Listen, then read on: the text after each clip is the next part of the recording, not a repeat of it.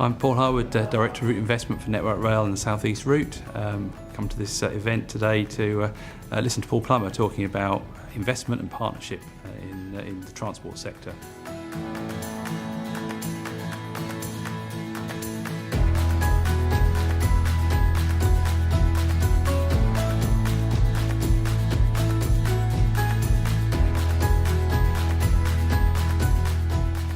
Ladies and gentlemen, Paul Plummer. Thank you very much. So those of you who do need some introduction to RDG and what on earth RDG is, some of you know it far too well, others less so. So that is the one thing we do that nobody else does in the railway is bring all of the parts together and try and confront some of the difficult issues between members, and there are some, believe it or not, and between those members and governments and regulators. So that's what we really try and do. Perhaps the bit I'm best known for is the bit I like least, which is standing up in front of the media and talking about fares. But it has to happen, and so that's one of the things I do. I'm going to talk about three sort of general areas today, which obviously I shall bring a rail perspective to some of them, but I think they're much more broadly relevant to the whole of the infrastructure sector. Talk about the investment and the case for investment, the narrative around that.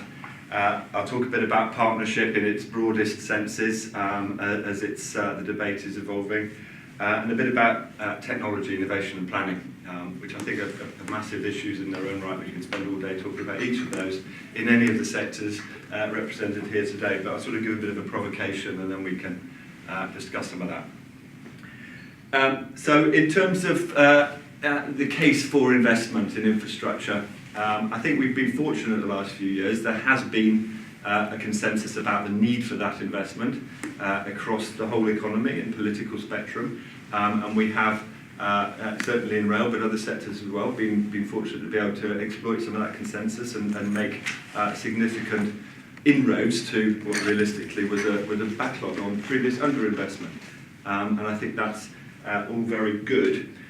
In some ways it's in spite of various things, so it's in spite of what's happened to the economy, and it's in spite of the fact that we don't have the best way of evaluating the business case for investment, and so on. And it is particularly in spite of the lack of clarity about the narrative and in more detail. So I'll say something about each of those. So first of all, in terms of the evaluation, I mean, we've gone round the loop several times in the last few decades, saying that the way we evaluate cost-benefit appraisal for infrastructure investment isn't right, and it doesn't capture sufficiently the broader economic benefits of investment. So we keep saying that, and keep agreeing that, and keep doing nothing very much about it in terms. But I think in some ways the decision-making process sort of it overcomes that in a highly imperfect and politicised way, and recognises the imperfections. So we do all this detailed work on a slightly wonky approach, and then we make decisions. Surely someday we've actually got to do what we keep saying needs to be done and make sure we capture properly the wider economic best benefits of investment in infrastructure. Not least so we make the right choices between different sorts of investment as well as the overall amount of investment, because it clearly differs. In that context, note something, one of the sort of bracket, if you like, which is more relevant to transport specifically within infrastructure. We've seen such massive growth in the last few decades in people's desire to travel. And some real structural reasons for that in terms of changes in location of employment around urban centres, not just in London, massive growth in London and South East from a huge base, so tiny percentage numbers there make a massive change, but in other cities, really dramatic percentage growth changes in travel into and between some of those cities. And for many years, the outturns massively outstripped any of the forecasts, and everyone was sort of happy with that because those structural changes and that were going on as well as the driver from the economy and employment and so on. Whereas more recently, we've sort of seen the opposite, and the models, good as they are, have been over predicting And why is that? Other changes, some of those structural changes not having been continuing, still underlying growth, but not at the same sort of rate, changes in the economy, changes in perception around terrorism, changes in fuel prices, lots of changes, each of which in isolation perhaps wouldn't expect to have those effects, but then some of them are non-linear, tipping points and so on. So really quite confusing picture. But fundamentally, in terms of infrastructure generally, and transport within that, and certainly rail within that, despite those uncertainties, if you look at the real fundamentals, the need for travel and the need to enable travel to join up and grow our economy is still there. So I urge caution about over-interpreting that data. The other thing that's important in this for me in this sort of first area, if you like, is that with all this great work around evaluation, and we make the case politically for investment and in a new world of devolved bodies and so on. One of the things that's often said, certainly in rail, but I think it's relevant to transport and infrastructure more generally, is there's no clear strategy and no clear narrative. Now actually I think this is partly nonsense, but the fact is that people believe it. And the fact is that even though we produce, in many cases, that story and that narrative, it's not widely disseminated, so people feel a need to reinvent it, rather than using something which is powerful and resonates because it's repeated consistently to the customers, public and so on. So one of the things we've tried to do in rail, which again been challenged about other sectors who are looking at exactly these same issues now, the question to a whole range of sectors recently was, well, actually, what are you doing to tell the story about how your sector contributes to the economy? And actually, we were asked that question just after we'd done something, so it was sort of quite nice. So last October, we set out what we saw as the story as to how the railway, the transport infrastructure, can contribute to the economy with some data around what we contribute on an annual basis, around 30 billion to the economy in GVA. How the investment that's going in adds to that, around £85 billion of additional economic growth from that investment programme. You throw around numbers, interestingly, it's 48 billion is just England and Wales, so there's an extra bit on Scotland. So we confuse ourselves constantly with numbers that are slightly different, and people get confused by that. But the point is, the narrative around what infrastructure does for the economy and having a consistent, clear story about that, I think, is important. What it does, though, for within that broad national perspective, if you like, what it does for communities and what it does for customers, and what it does for the people working in there, because me or anybody else standing up at a national level talking to television or talking to radio or talking to groups of people is pretty meaningless for most actual human beings. They want it relevant to what it means for them locally, to their community, how it connects communities or enables growth in their communities, how it's relevant to them as customers for whatever infrastructure mode it is, and how it's relevant for the people who work in that sector locally. So again, one of the things we're trying to do, which I think is relevant to all other sectors, is to tell that story locally. And it's the same basic story, economy, communities, customers, people, but telling it in a way that relates to those people locally. And one of the things that are clear with that is you can't tell that nationally, you can't even give that information nationally. You can help and support, but you have to have the pull from the local teams to tell that story. And getting that pull rather than shoving it at them and saying, thou shalt do this, is part of the challenge and opportunity. In my view. So that's one of the things we are, I think, beginning to make some progress on. Last year, having made the big national launch, promising lots of things, and then more recently this year, the first local plan, but then getting other local teams saying, I want one of those, please, help us produce one of those for my community. Having mayors saying, I want one, why haven't I got one, why has that mayor got one and I haven't got one? That sort of dynamic is quite powerful. So that's the first area around investment and the narrative, which I think is key across all sectors. The second point I mentioned, and Bob mentioned, is around partnership and different levels of partnership. So in public services generally, and infrastructure within that, the mood of the world, if you like, but certainly this country, I think has shifted. For a long time in rail, we felt that we were at the forefront of a debate about the role of the private sector in the industry, but actually it's far broader than that. The role of the private sector in delivering public services critical for the nation, critical for the economy, communities, customers and the people, that is a big, broad debate and question now. And I think that's, in a way that's healthy, that's out there rather than sort of hidden away. But I think it is something across all sectors as a challenge and a question. Well, actually, how can the private sector, in partnership with the public sector, because the public sector has a key role to play in all of these areas, help enable proper decisions to be made about where to invest, inform those decisions, and then help to deliver those as efficiently as possible, and absolutely critically making sure that that delivery and operations, once it's built, is obsessively focused on the end customer, because sometimes otherwise we can lose sight of that. So that partnership, if you like, between the public and private sector, I think is a key part of the debate now that's up there in lights in this country, but more broadly as well. And then within the industry, if you like, setting aside how it's delivered public versus private, the partnership of the parts within that industry is also key. In the railway, but in all those other sectors, the fact is there are many parts. There are many players in all of these industries. And for that to be able to deliver what we want for the nation, customers, communities and so on, those parts have to work effectively together. So there's another layer of partnership there.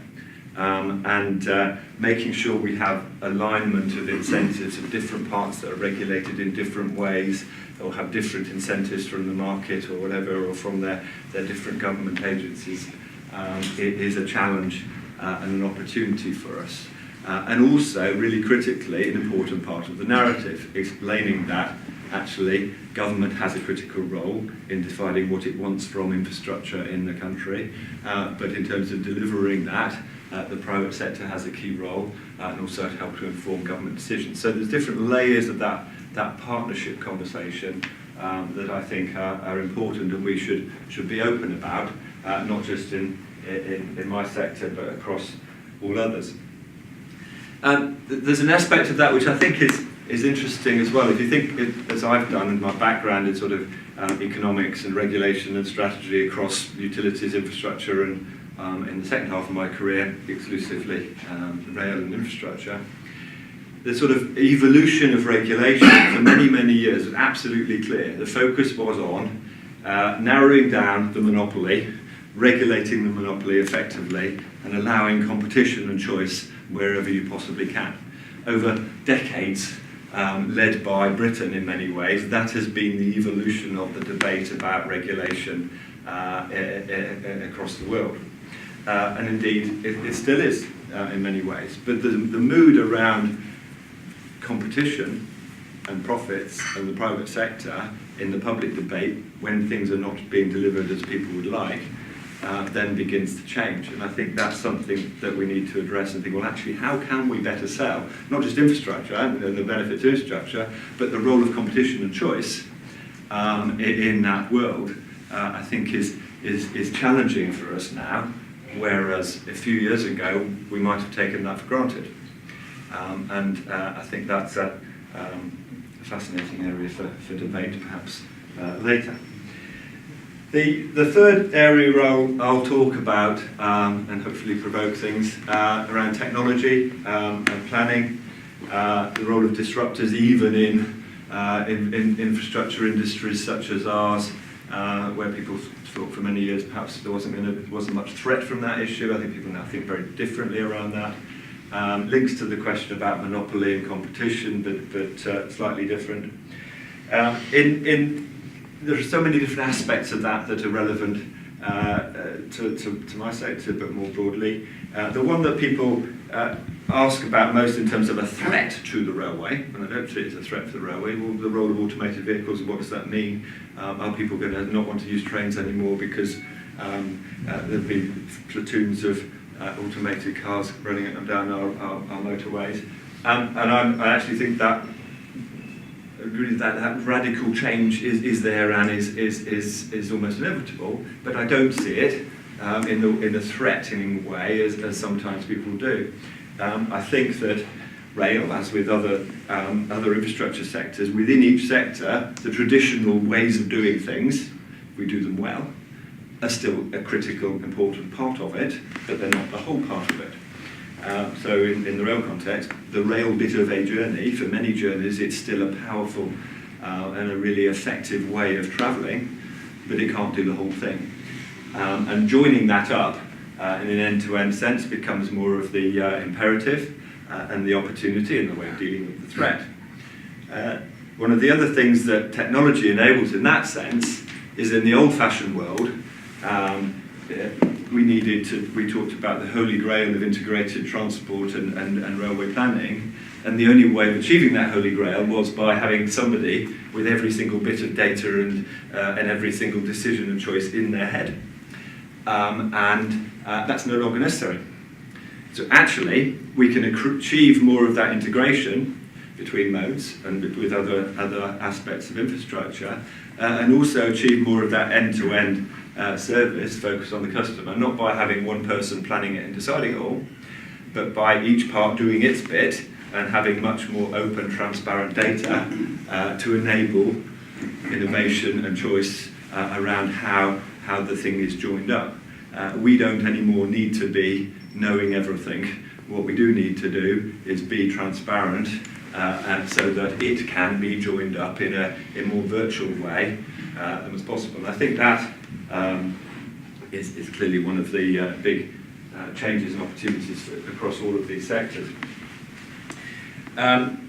Even within the railway, the talk at the moment, biggest talk at the moment, and the opportunity of digital railway, the same issues across all of those other infrastructures, the use of technology within the sector to deliver whatever the product is massively more efficiently, to get more out of the ageing infrastructure that we have.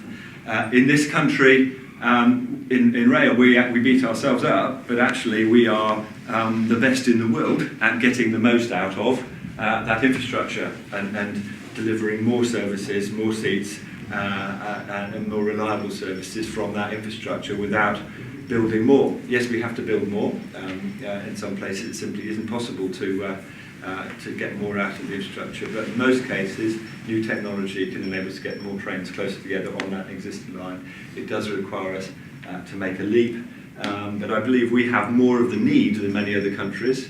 Many other countries are doing that because they have to.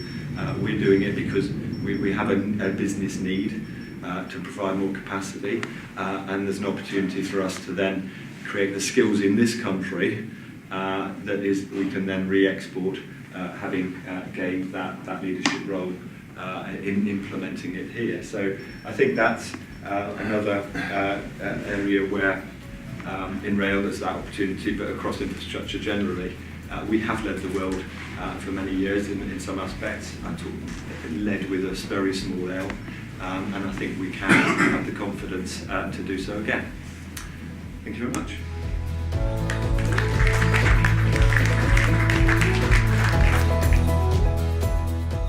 It was an excellent event. I've really enjoyed it. It's great to meet some colleagues I don't get to spend time with very often. Very rarely we're all in the same place at the same time.